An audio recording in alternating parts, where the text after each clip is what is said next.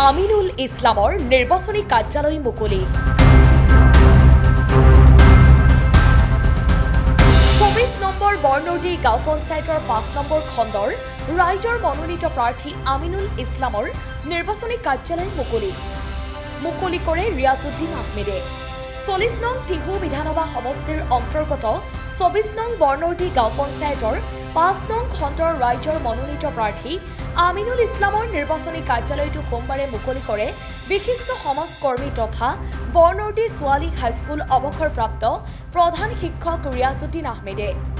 নিৰ্বাচনী কাৰ্যালয়টো উদ্বোধন কৰাৰ লগতে এটি নিৰ্বাচনী গীত মুকলি কৰে।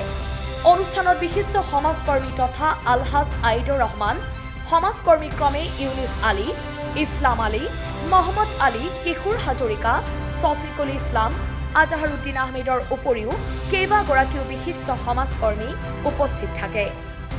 মোৰ নাম মহম্মদ আমিনুল ইছলাম। মই 24 নম্বৰ বৰনদী গাঁও পঞ্চায়তৰ অন্তৰ্গত 5 নম্বৰ খণ্ডৰ সদস্য। গতিকে সমূহ ভোটাৰ ৰাইজকে অহা 7 মে'ত হ'বলগীয়া যি পঞ্চায়ত নিৰ্বাচন, সেই পঞ্চায়ত নিৰ্বাচনত অটো ৰিক্সাৰ ছবিত ভোটটো দি মোক জয়যুক্ত কৰিবলৈ সমূহ ভোটাৰ ৰাইজক মই আহ্বান জনাইছোঁ। প্ৰথম পৰিকল্পনা হ'ল যে আমাৰ 5 নম্বৰ ৱাৰ্ডৰ এটা প্ৰধান মোৰ চকুৰ আগত সদায় দেখা দি থকা সমস্যা হৈছে যে আমাৰ বজিলাপাৰা ৰাস্তাটো যি আধৰুৱা হৈ আছে, সেই আধৰুৱা ৰাস্তাখিনি মই জয়ী হোৱাৰ পিছত প্ৰথম পদক্ষেপ হিচাপে মই সেই কামটো হাতত ল'ম।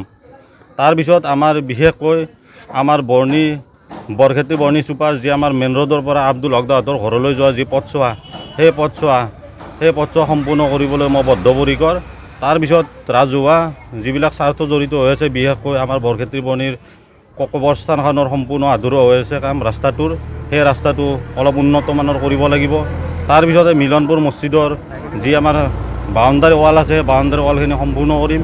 তাৰপিছত বজিলাপাৰা জামাতৰ আমাৰ যি বাউণ্ডাৰী ৱাল আছে মছজিদৰ, সেইখিনি আৰু লগতে যি পুখুৰীটো নিৰ্মীয়মান হৈ থকা নাই, অলপ আধা হেৰি হৈ আছে, গতিকে সেই সম্পূৰ্ণ কামখিনি কৰাৰ কাৰণে মই প্ৰস্তুত হ'ম।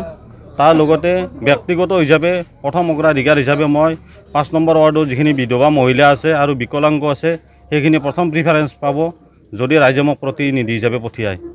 ৰাইজৰ মই যথেষ্ট সংখ্যক সঁহাৰি পাইছোঁ। বিশেষকৈ যুৱচামৰ পৰা আৰম্ভ কৰি বৃদ্ধ মহিলা সকলোৱে এক অভূতপূৰ্ব সঁহাৰি মোক প্ৰদান কৰিছে। ছাইদুল ইছলামৰ ৰিপৰ্ট, অসম টাইম। ঘৰত আনন্দ আৰু সম্পৰ্কৰ চমক বজাই ৰাখিবলৈ জৰুৰী হৈছে সকলো আনন্দময় মুহূৰ্তত মৰমৰ উপহাৰ দিয়াটো।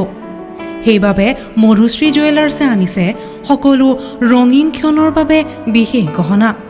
হীৰাৰে হওক, সোণৰে হওক বা ৰূপৰে হওক, শ্ৰেষ্ঠ ডিজাইনছ আৰু হলমাৰ্কযুক্ত গহনাই ৰাখে সম্পৰ্কক নিখুঁত।